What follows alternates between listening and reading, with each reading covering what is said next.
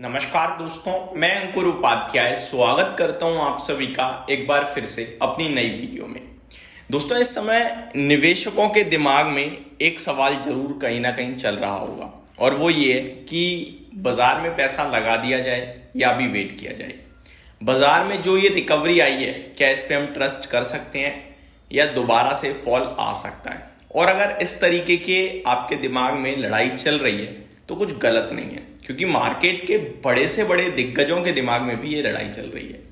जैसा कि मैंने आप सभी के साथ अपने सेकंड चैनल पे शेयर किया, डॉक्टर डूम, जिन्हें हम मार्क फेबर के नाम से भी जानते हैं, उन्होंने कहा है इंडियन इन्वेस्टर से कि जैसे ही कोई रिबाउंड आए, उछाल आए, उसी रिबाउंड पे निकल जाओ, भाग जाओ। रन कहा है उन्होंने क्लियरली, क्योंकि ये बड़ा गिरावट के रूप में बदल सकती है। रिबाउंड, बहुत बड़ी गिरावट आ सकती है भारतीय बाजार में, और उसने काफ़ी ज़्यादा डराया भी रिपोर्ट ने। लेकिन उसके विपरीत जिम वॉकर, इन्होंने कमेंट किया है कि ये गोल्डन अपॉर्चुनिटी है इंडिया के मार्केट्स में निवेश करने की। तो इन्वेस्टर्स को भारत के बाजार में निवेश करना चाहिए इस गिरावट में, ताकि लॉन्ग टर्म में वो पैसा बना सके। तो कंफ्यूजन पूरा बना हुआ है। मैं आप सभी के साथ कुछ पॉजिटिव और कुछ नेगेटिव डेटा पॉइंट शेयर करता हूं, जिससे आपको थोड़ा मदद मिलेगी अपना डिसीजन बनाने में। सबसे पहले शुरुआत करना चाहूंगा नेगेटिव पॉइंट्स के साथ, क्योंकि गिरावट का डर ज्यादा रहता है। तो अगर मैं नेगेटिव की बात करूं ना, केवल दो चीजें हैं जो नेगेटिव है, केवल दो चीजें। दोनों क्या है? दोनों इंडिया से बाहर की खबरें हैं, इंडिया से रिलेटेड नहीं है। कहते हैं ना कि प्रॉब्लम अगर अपनी हो तो सॉल्यूशन ढूंढा जा सकता है, लेकिन प्रॉब्लम ही अगर कोई और क्रिएट कर रहा हो तो सहना ही पड़ता है। तो ये बस इंडिया के साथ इस समय वैसा ही है। इससे पहले चीजें ऐसी थी जो इंडिया की खुद की प्रॉब्लम्स थी, जो सॉल्व हो चुकी हैं, जिन पे आगे मैं आऊंगा। लेकिन पहले मैं आपको बताता हूं प्रॉब्लम एक्चुअली में क्या क्या है। पहली प्रॉब्लम तो ये है कि यूएस के रेसिप्रोकल टैरिफ का अटैक आने वाला है। ट्रंप साहब ने कल भी कहा है एक न्यूज रिपोर्टर को इंटरव्यू के दौरान कि रिलेशन तो हमारे भारत के साथ बहुत ही शानदार हैं, बहुत ही दमदार हैं, बहुत अच्छी कंट्री भी है, but India as a country, as a nation बहुत हैवी टैरिफ लगाता है, बहुत हैवी टैक्स लगाता है। तो बहुत ज़्यादा, मतलब वर्ल्ड में सबसे हाईएस्ट लेवल पे हमारे टैक्सेस हैं, ऐसा उन्होंने कहा। और उसी को हम रेसिप्रोकल टैरिफ के रूप में काउंटर करेंगे, तो ये उन्होंने कहा। तो उन्होंने साथ के साथ ये भी कहा है कि ये जो रेसिप्रोकल टैरिफ 2 अप्रैल से लागू होगा, उसके बाद इंडिया डेफिनेटली टैरिफ को कम करेगा, सब्सटेंशियली कम करेगा, ऐसा उन्होंने कहा है। और वो एक ठीक होगा ट्रेडिंग के लिए। बाकी हमारे लिए इंडिया बहुत अच्छा नेशन है और हमारा बढ़िया ट्रेडिंग पार्टनर है, यस, ये उन्होंने कहा है। तो क्लियर कट है कि 2 अप्रैल से जब रेसिप्रोकल टैरिफ आएगा तो भारत कैसे उसको रिप्लाई करता है देखना होगा। और रिप्लाई आप एक्शन के थ्रू नहीं कर सकते हो, रिप्लाई आपको डिफेंस के थ्रू ही करना है।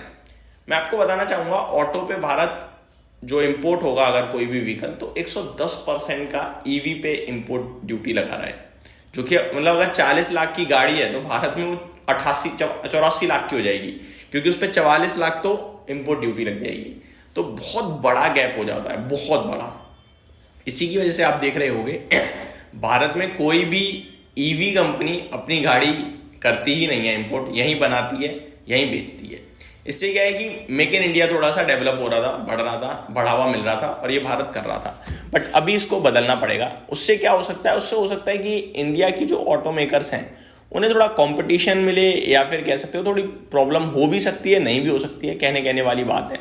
तो ये एक तो हो गई।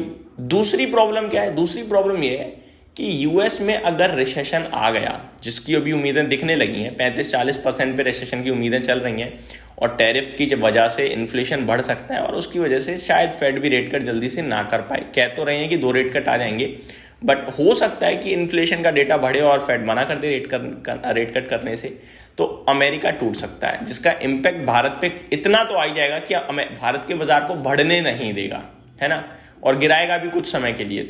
तो ये 2 नेगेटिव चीजें हैं बस। बाकी कुछ मेरे को इस समय नेगेटिव मेरे व्यू में, मेरे पॉइंट ऑफ व्यू में नहीं दिखता है। अब आता हूं पॉजिटिव। तो पहले पॉजिटिव वो बताता हूं जो हो चुका है, फिर वो बताऊंगा जो हो सकता है। हो चुका है में हमने Q2 में अपना वर्स्ट देख लिया। जो जीडीपी थी 7 क्वार्टर्स के लो पे, उससे नीचे नहीं जाएंगे हम। पहली बात, जो अर्निंग्स थी उससे नीचे नहीं जाएंगे हम। हमारा इन्फ्लेशन फुल्ली कंट्रोल में दिख रहा है और आगे भी कंट्रोल में रहेगा। मैं ऐसा कह रहा हूँ, इसलिए कह रहा हूँ क्योंकि हमारे यहाँ जो इन्फ्लेशन है ना, वो मेनली आता है एक तो क्रूड से, ठीक है जी, वो क्रूड की बैंड बजी पड़ी है। और अमेरिका अभी भी कह रहा है कि हम कच्चे तेल की डिमांड सप्लाई कम नहीं होने देंगे। ड्रिल बेबी ड्रिल का अभी भी उनका हिसाब किताब चल रहा है। तो कच्चा तेल तो नहीं बढ़ रहा है, बड़े बड़े एक्सपर्ट्स कह रहे हैं कि कच्चे तेल में और गिरावट आएगी। तो भारत में इन्फ्लेशन आने के चांसेस तो कम दिख रहे हैं। बाकी अब खेती देखते हैं कैसी होगी, बट कच्चे तेल से तो राहत है। दूसरी चीज जो हमें दिख रही है, जो रुपया हमारा कमजोर हो गया था बहुत ज्यादा, 87 रुपए के भी ऊपर निकल गया था डॉलर का भाव, अभी वो वापस से 85 के पास पहुंच रहा है। तो ये हमारे लिए बड़ा रिलीफ है, 2.5 महीने के उच्चतम स्तर पे है। इससे हमारा इन्फ्लेशन काफी कम होगा, पैसा बचेगा देश में, सरकार के पास पैसा हाथ में आएगा, है ना। तो ये पॉजिटिव है।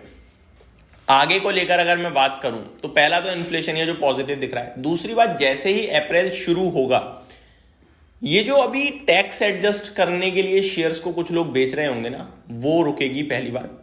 और दूसरी बात, जो अगले 1 अप्रैल से जो अगले फाइनेंशियल ईयर स्टार्ट होते ही ना, जो सरकार का केपेक्स का टारगेट है वो 11.21 लाख करोड़ का है। अगर मैं इसे मोटा मोटी काउंट करूं तो 1 लाख करोड़ प्रति महीने। तो वो जब बाजार में कूदेगा और इम्पैक्ट डालेगा तो मई से ही इम्पैक्ट आने लगेगा इकोनॉमी पे और दमदार। प्लस अगले महीने अप्रैल में जब आरबीआई पॉलिसी आएगी तो आरबीआई गवर्नर संजय मल्होत्रा जी के हाथ में पावर है कि वो रेट कट कर दें, क्योंकि इन्फ्लेशन तो बहुत काबू में है। तो रेट कट आने की संभावना है। केपेक्स शुरू होगा अगले महीने से दमदार तरीके से। और ये सारी चीजें मुझे लगता है बाजार को बड़ा पसंद आने वाली हैं। अगर एक और पॉजिटिव ऐड करना चाहो तो बाजार के वैल्यूएशंस लॉन्ग टर्म के हिसाब से लार्ज कैप निफ्टी के एवरेज मीडियन पे आ गए हैं 5 साल के, 18-19 के करीब। और अगर बात करें हम बड़ी बड़ी ब्रोकरेज फर्म्स की, वो भारत पे पॉजिटिव हो गई हैं। और अब तो फंड मैनेजर्स भी बाइंग करने लगे हैं। म्यूचुअल फंड में डीआईज थोड़ा बेच रहे हैं, बट वो रुक जाएंगे ऐसा मुझे लगता है। एफआईज तो बाइंग पे आ गए हैं। अब ये कितना सस्टेन करेंगे नहीं करेंगे देखने वाली बात है। तो प्रॉब्लम मुझे मोटा मोटी लेवल पे केवल 2 दिख रही हैं, दोनों अमेरिका से दिख रही हैं। जहां देखो, अमेरिका से बड़ा लेना देना है हमारा, क्योंकि हमारा आईटी क्षेत्र वहां से लेता देता है, पूरा फार्मा क्षेत्र लेता है, टेक्सटाइल में भी बड़ी कमाई है अमेरिका में। तो ये सारी चीजें प्रॉब्लम में आ जाती हैं। तो यही है बस सारी चीजें। मुझे लगता है अब आपका, उम्मीद करता हूँ ये सारी चीज आपको समझ में आई होंगी। अब आप डिसीजन ले सकते हो कि आपको उन 2 चीजों से कितना डर लगता है, बस यही सोचना है आपको। उम्मीद करता हूँ ये डिटेल समझ में आई होंगी। Thank you so much for watching this video. Have a great day guys.